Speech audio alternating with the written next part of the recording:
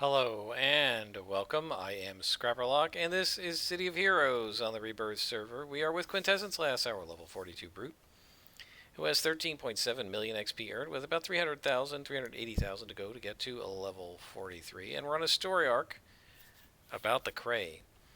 And we've gone to Gideo Kestrel with a lock of hair from a supposedly dead person, and he says, "Thank you, Quintessence last one moment, and the true name of the dead woman you will be revealed. Could you just hand me that bag of chicken bones? Thank you." The name of the dead woman is Clarissa Van Dorn, but Clarissa Van Dorn is Countess Cray. Van Dorn was her maiden name. Quintessence last something is very awry. Yes, Countess Cray is alive and working against us. So Janet Kellum says, "I knew it. According to Kestrel's magic, that body belonged to Clarissa Van Dorn. That means that Countess Cray isn't the real Clarissa. No, Countess Cray is Julianne Thompson, the girl we've been trying to find. After she found that her prison record prevented her from gaining power the honest way, Julianne killed the real Clarissa, assumed her identity, and married Count Cray under false pretenses." Well, that's a lot of deductive reasoning from that little bit of fact. "We may even be able to convict her of murder." All right, Quintessence last. This is huge. Countess Cray is guilty of murder, and you're going to bring her in. I'll put the word out to the police and media. You go reel her in. All right, so my guess, I think she's an EB. So I think we may want to lower the difficulty here to +2. Because I don't want to fight a +3 EB. Or +4 EB. We might fight a +3. +2 I think we can probably beat. We have a good set of inspirations. We should be okay on that. And we got a lot of good powers. +2 we should be able to beat, no problem. I think that +4 might be a bit much, and it's always possible we could get +1 to the mission. So I think we're going to lower this, guys, to +2. I hate ending a story arc this way, and it's one of the things I don't like about the difficulty slider is that you have to keep lowering it to fight elite bosses and stuff. And even +2 might be too much. It all depends on just exactly what her abilities are, and honestly, I don't remember. But I think she's an elite boss. So let's just go ahead and change it. I don't think it'll hurt anything to do +2. If I fail at +2, I'll bring you back. I'll do it at +0 to beat her, and then bring you back when we're about to defeat her. So no, we don't want to change that. We want to change the level to +2. And since we're going to zone, it should go back to Brickstown and fight her at +2, I guess. Just sort of, mostly, if I weren't recording this, I would probably just try it at +3 and see, but I don't want to waste your time and mine in terms of the narration and, running the Let's Play. I don't want to have to do a lot of video editing, post-processing, that kind of stuff, so we'll try it at +2, see how it goes. As we do, guys, I think I want to continue our discussion from last time. I talked about alignment and roleplay and basically the concept that whether you're going to call it alignment or psychological limitations or whatever else you want to call it, hindrances in Savage Worlds, character disadvantages in Champions, alignment in D&D, that although these things aren't necessarily there to force you to roleplay a certain thing, you aren't allowed, you are not free in a role-playing game unless your group has agreed to this. You're not free to ignore what it says on your character sheet. And you need to roleplay what it says. And if it says that your character is honest, then you need to roleplay an honest character. If it says, like, for example, in Savage Worlds, the player, Megan Caves, is playing a character named Adelaide. And Adelaide has a hindrance called Big Mouth. She's got a big mouth. So oftentimes, Megan will blurt out, have her character blurt out things that they don't want people to know because she has a big mouth. And that's a hindrance. And she's not allowed, while playing Adelaide, to keep all the secrets perfectly because she has a hindrance called Big Mouth, right?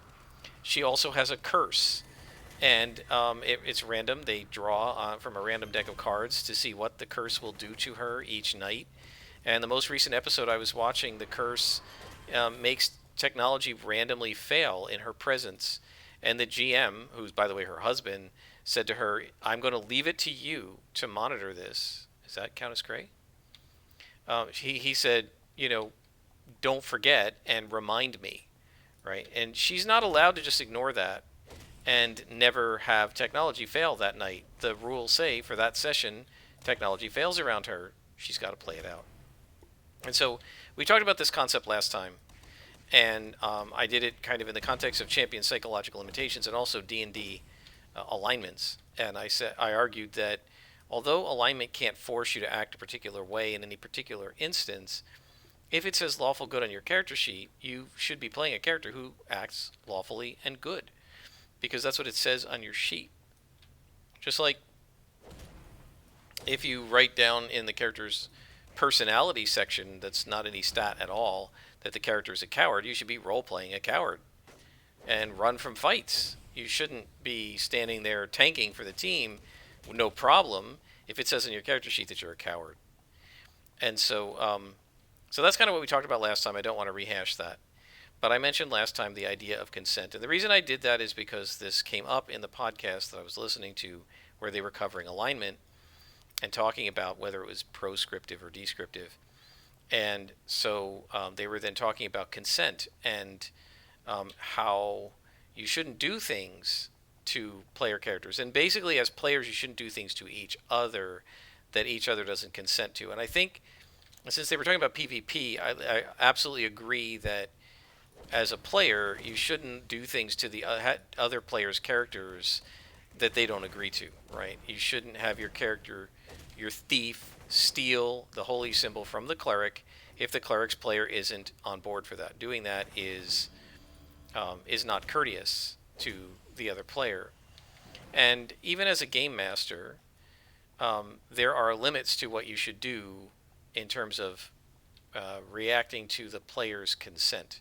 So now we have to be careful here, right? Because we don't want to get into a situation in which the player will say something like, I didn't consent to being hit by this orc in combat, so you have to make him miss. That's not consent, that's cheating. Okay. You don't get to ignore the die rolls and call it consent. But consent does come into play if you're talking about something like, a great example in Champions is the player has made up a character with every intention of them being like this golden boy, goody two-shoes, Superman type character, and you as the GM make up a plot line where the character is tarred and feathered and, everybody hates him and hunts him and despises him, like at the end of Batman Dark Knight, the second Batman movie with Christian Bale. If the player didn't sign up for that, you shouldn't do it. It doesn't mean you can't run a plot where the player is maybe framed, the character is framed, but by the end of the plot, everything should be cleared up, and he should be back to being the golden goody two-shoes, because that's the character he signed up to play and the one you approved as a game master, right? So you definitely want your players to be happy, and you don't want to do things to their characters in general that will make them unhappy. But we also have to be careful. I had this friend, and I've mentioned it before, where if you attacked his character, he would scream out, fine, let him die, see if I care, and throw the character sheet across the room. He literally didn't want anything bad, anything statistically bad, mechanically bad, or any bad in any other way to happen to his character, and if it did, he got upset. And, if we had used the term consent in those days, he would be saying, I don't consent to being hit. I don't consent to being attacked by the big bad evil guy. And he would actively cheat in order to avoid being hit, or try to actually argue, and this is one of the reasons a lot of other players got frustrated with him. He would try to talk the GM into attacking one of the other characters. Oh, don't attack my character. This one's clearly more of a threat. Your villain should attack this character. Astron's more of a threat than Nucleon. Why don't you attack Astron? He did more damage than I did. Right? And ultimately, he would probably say, if we had the terminology of consent, I don't consent to being attacked by this villain right now. Attack somebody else. And that's not how consent works either. You have to play out the battles the way the dice say, and the way the character sheets say, and the GM gets to decide who gets attacked, not the players. Right? And so consent is... It's very difficult, because the question is, where do you draw the line, right? For example, in Champions, we pretty much obeyed the unspoken rule as a group that superheroes, the PCs, don't die unless the player has asked the GM to kill off the character or given permission. In D&D, though, the DM doesn't need your permission to kill a character, and never did in our group. They're just two different games, and there are different expectations of what's going to happen in these two games.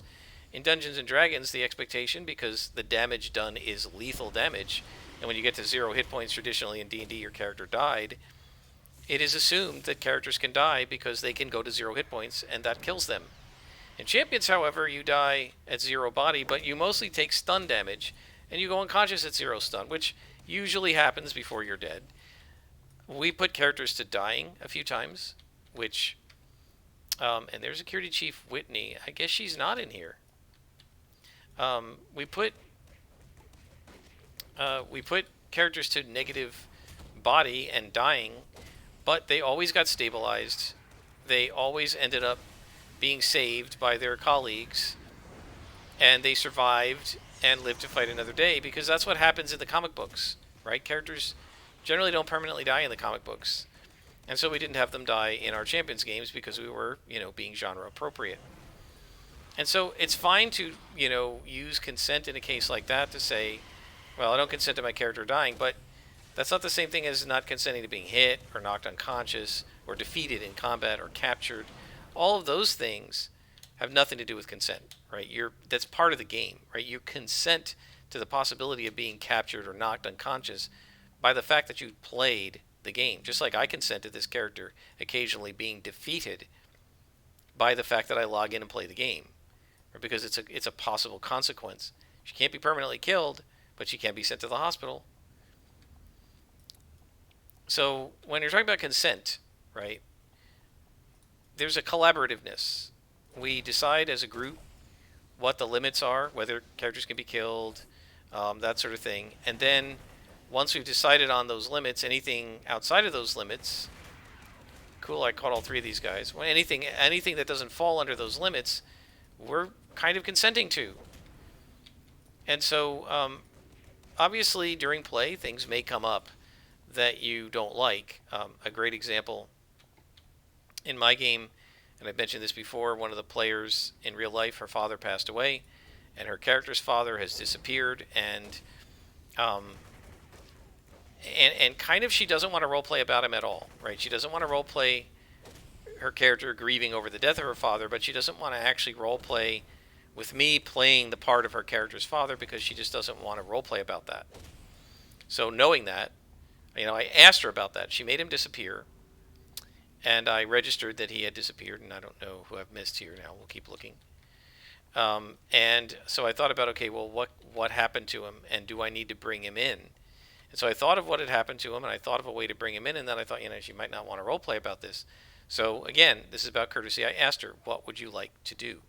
And she said, I'd really rather not roleplay about this at all. Just leave him missing, and we're never going to find him. And I said, okay, that works for me. Right? So she didn't want to actually write that her character was dead on her background sheet of her character sheet because her real life father was dead, and I guess she didn't want to write that sentence. But she also doesn't want to roleplay opposite someone who's acting out the part of quote-unquote her father, right, her character's father.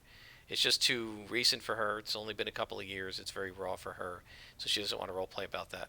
And so keeping that in mind, obviously anybody who's being courteous and a decent human being and a good friend and a good GM or player is not going to try to make another player roleplay about that sort of thing. So that's something you can say, look, I don't consent to roleplaying about my father because I just don't want to roleplay that. That's obviously something that you can talk about in terms of consent. So ideally, what we should be doing is role-playing together with each other as a cooperative and collaborative experience. And if we do that, then you won't find many cases where people are violating your consent in the role-play. Obviously, if they do, right, role-playing that their character sort of grabs yours and starts kissing them passionately, well, you're not allowed to do that, right? The other player has to consent to it. And as the person trying to initiate it, you need to stop first and say, hey, is it okay if my character starts hitting on your character? And make sure that the other person agrees to it. Otherwise, you're violating their consent, and you're forcing role play on the other person. This is the thing, you can't force role play on another person, even as a GM. Now, that may sound like I'm contradicting what I said in the past episode when I was talking about how if you have a psychological limitation, code against killing, as a GM, you can enforce that. That's about making what it says on the character sheet be realized in the game. And it actually says, I checked 4th edition champions, if you have a 5-point level of intensity, or a 0-point level of intensity of a psychological limitation, you can act against it, although it would be hard to do, but you are allowed to role play acting against it. If you have a 5-point level, an irrational, like a strong or irrational response to it, you have to make an ego roll to act against it. If you have a 20-point total commitment, you cannot act against it. You can't even make an ego roll. So if a character has a 20-point, 10-point total commitment, right? So 20-point total, 10 points it's a common circumstance, 10-point total commitment, code against killing, totally committed, he is not allowed to kill another character. Period. And if he tries to do it, the GM is supposed to step in and say, excuse me, but you have a total commitment here. You can't even make an ego roll. You are required to play your psychological limitation. Now that's not forcing roleplay on a character. You wrote that psychological limitation on your character sheet. You're supposed to play it out, right? If you didn't want to roleplay code against killing, nobody made you put that on your character sheet. You chose it. Now roleplay about it.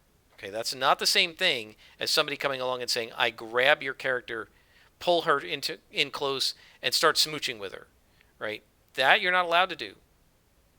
You don't get to just force that onto another player, right? You can't force your roleplay on another player.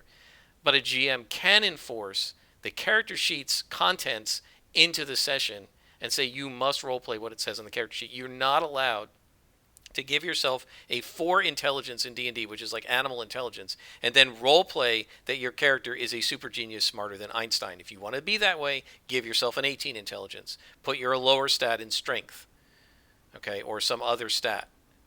So, again, a GM saying to somebody with a 4 intelligence, you're not allowed to play a super smart guy, isn't forcing roleplay on somebody. You put something on your character sheet, now you're supposed to roleplay what it says on your character sheet. Right? You chose the low intelligence. That's you imposing roleplay on yourself, not somebody else imposing it on you. The GM, in that case, is just enforcing the consistency and the integrity of the world and of the roleplay. He's not making you do something that he wants to do, right? Or she. They're making you do what you said you wanted to do when you wrote out the character sheet. So those are totally different things. And players sometimes get these things confused. I don't consent to playing my lawful good character as lawful good. That's not consent. That's the GM saying, you wrote this on your character sheet, you need to live up to it or change what it says. And in Champions, you're not just writing an alignment, you're getting points for what you've written down. If you want points, you have to play it out. And it says it in big, bold letters in the disadvantages section, like 4 times the font size and bold.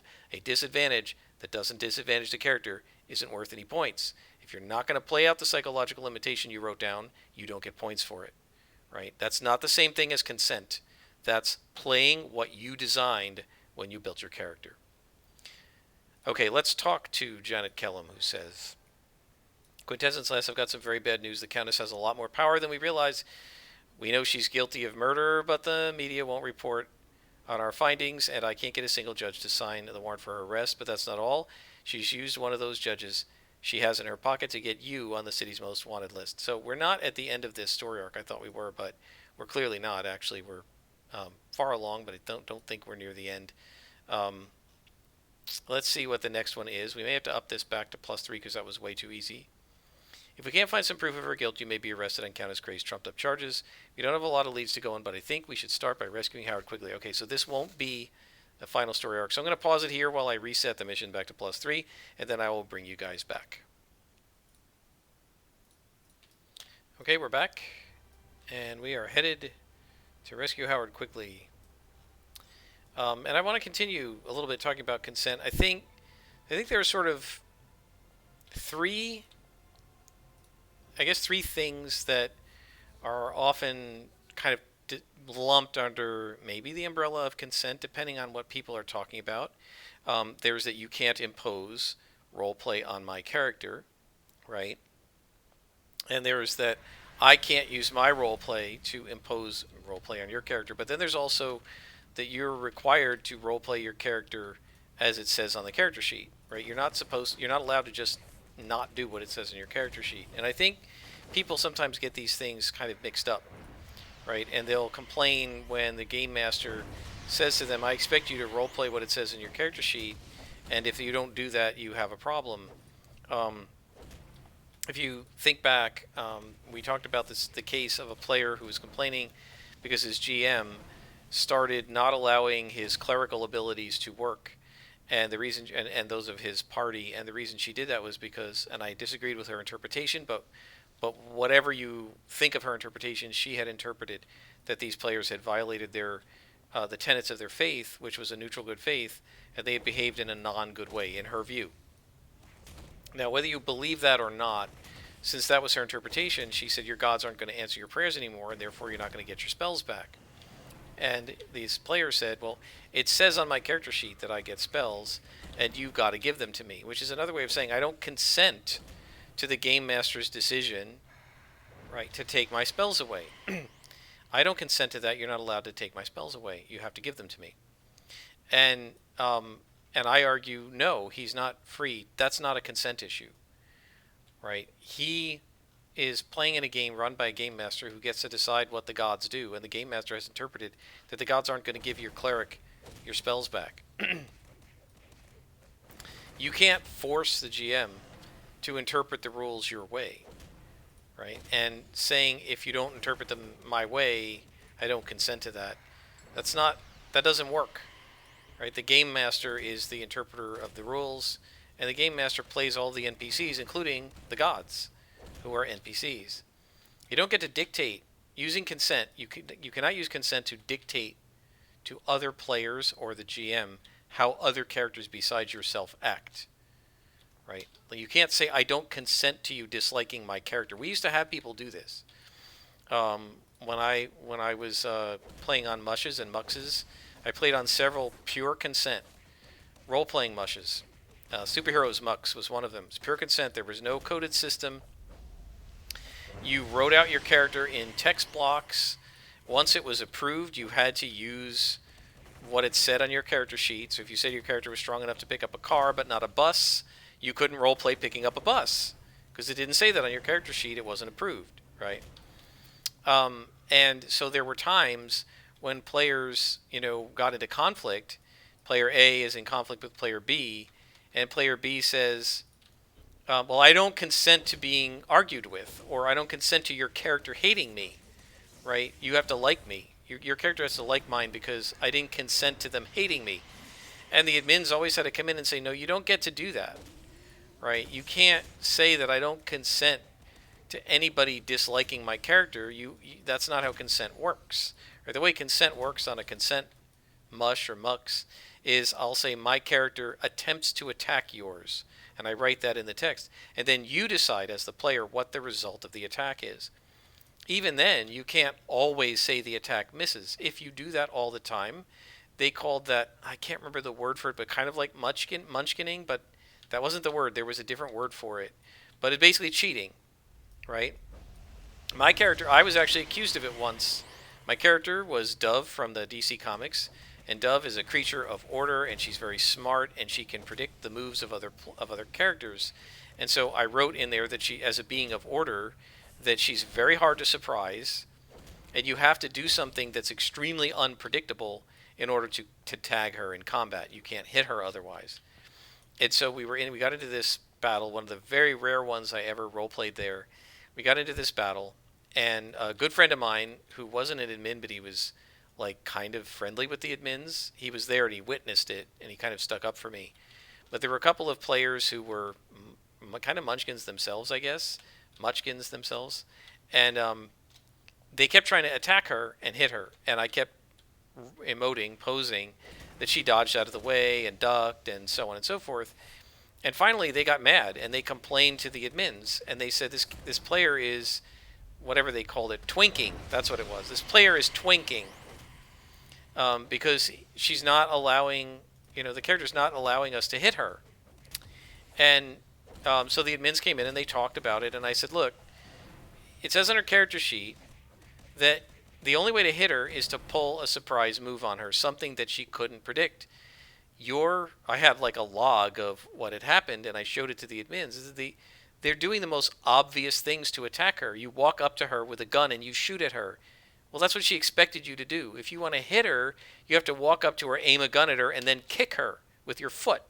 That wouldn't be expected, right? But you have to do something, at least make some effort to pull a surprise maneuver on her. If you do the obvious thing, which they did in all 3 or 4 cases, she's going to dodge that because it says on her character sheet. And fortunately, the admin who approved my character sheet was the one who came to talk to us. He was the head admin of the Mush, and he was like, yes, I approved that. This person's playing it correctly. You're going to have to surprise this character if you want to hit her.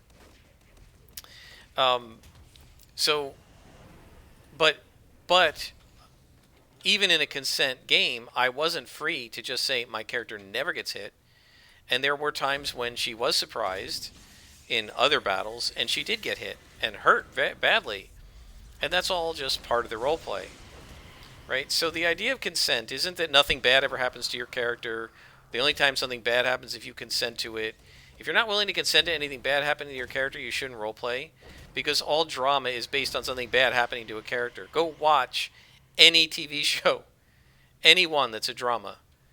Bad stuff happens to the characters all the way through the episode until the end when they finally resolve it. Right? Go watch the Supergirl TV show or the Wonder Woman TV show from the 1970s, Supergirl from more modern. The whole episode, Diana Prince and or Wonder Woman is in trouble. She gets kidnapped, she's imprisoned, whatever, and she only gets out and solves the problem at the climax, right? That's how drama is created. So you can't not want anything bad to ever happen to your character. And in fact, as I mentioned in a Nightmare last episode, bad things happening to your character are just fodder for roleplay. It's something to roleplay about. Rather than getting mad, you should kind of get excited. Cool, something to roleplay about, right? And so it's just more drama. It's just more things for you to come up with a response for with your character. So we shouldn't use consent to make sure that nothing bad ever happens to your character, nothing ever happens to your character that you or the character would never want to happen. But rather, consent is about avoiding topics that are uncomfortable for you, like maybe death or suicide, avoiding themes that may be troublesome to you.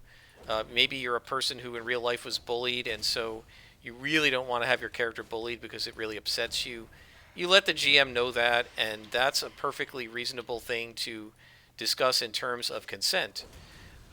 But saying things like, I don't want my character to ever have to obey his alignment or psychological limitations, that's not a consent issue, right? That's an issue of you need to play the character that you designed and not just start randomly playing stuff that's not on your character sheet. So anyway, those are my thoughts on consent. I think consent is overused a lot by people who are really, what they're doing is in mush terms, twinking, right? They're cheating. That's what a twink was a cheat, right? Somebody who is role-playing stuff it doesn't say on their character sheet, who's refusing to accept, most of the times in mushes there was no hard-coded way to hit somebody or knock them out. They had to and I remember one of the mushes, I think on mine, the one that I ran, when your character took damage, you had to issue a command to apply the stun and the body damage to yourself, right? You're supposed to be honest about it. A game master could apply it to you, but if you were in a scene with no GM and it's just like me and you fighting and, with Champions Combat, you had to apply the damage correctly to yourself, right? And so if you were supposed to take 30 stun and you only gave yourself 10 stun damage, that's twinking, that's cheating. You're not supposed to do that. And I think a lot of people use consent and not consenting to things to twink, to avoid negative consequences for their character and basically to have their character be more powerful or more successful than the dice or the character sheet indicate they would be. And so I think it gets abused a lot. Consent is about everyone role playing in a way that's comfortable for them, so that if you're not comfortable having your character getting into a romantic situation, that's an issue for consent, right? Or maybe there are times when you're doing a romance between two characters, but we agree we're not going to go into the bedroom with this role play. The characters are only going to flirt with each other, or maybe lightly kiss, but we're never going to go beyond that, right? And then if you start trying to go beyond that, I say, wait a minute, we didn't consent to this. We're not going to play this out, right? That's what consent is supposed to be used for, to avoid actual discomfort on the part of players, and not discomfort at having your character defeated. That's not what we're talking about. But we're talking about issues that maybe really upset you or bother you a lot. If it turns out that general roleplay about the topic at hand, like superheroes, is going to upset you, then you need to not play the game, right? That's not to be mean, but if you're going to say, look, anytime my character gets hit in combat, I'm going to get upset because I got beat up when I was a kid, so my character can never take damage, then you need to not play champions. Because you can't have a character in champions who never takes damage. It doesn't work.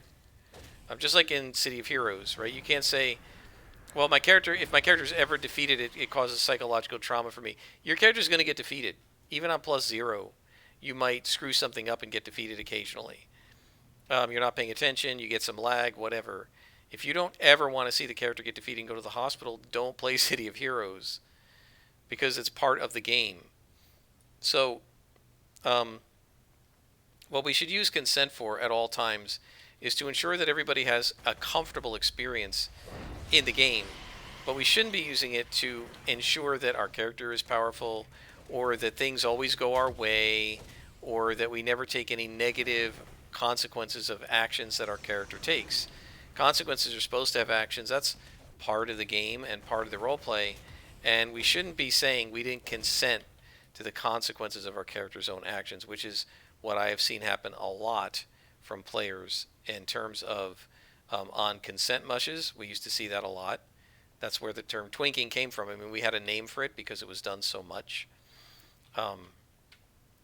But also, I've seen it talked about on the various Reddits and D&D Beyond forums and things like this, where it's pretty clear that what the player is trying to do is get out of any negative consequence for their character, not really worrying about consent about things that maybe make them feel truly uncomfortable. So when it comes to consent, again, the idea is that you should be using consent to help everybody be comfortable, and then otherwise we should be role-playing what it says on our character sheets, and the GM should be role-playing what it says on the villain's character sheet, or the NPC's character sheet, or the monster's stat block.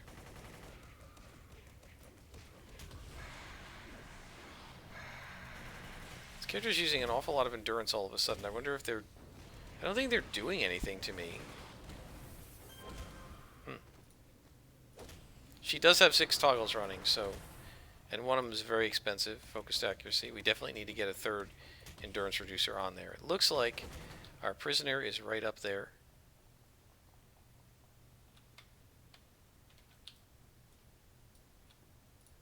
So guys, I hope you enjoyed the conversations about consent and roleplay and alignment and that sort of thing. I think I'm going to continue talking about these sorts of RPG kind of theory, and we've leveled up, which is cool. I didn't think we were going to get almost 400,000 XP in this one session. But I think, fighting all these +3s really gives you a lot of XP. So we'll go ahead and level up, and then we'll stop this episode. I've been talking a lot about players and consent. In the next episode, I think I've got a couple of topics. I want to talk about game masters, and not so much, I guess consent wouldn't be the right word for game masters, but more this idea that came up on the D&D Beyond forums of whether players can be honest and tell the DM their plans, and whether the DM could potentially be since he knows the plans, then quote unquote cheat and let the villains know the plans even though they shouldn't. So I want to talk about that a little bit. And there are a couple of other things that I want to talk about in terms of game masters and players and the relationship between a GM and a player, and how to have a good relationship with your GM or with your players if you're a GM. But first, we're going to level up here, and so we're going to finish Soul Drain finally.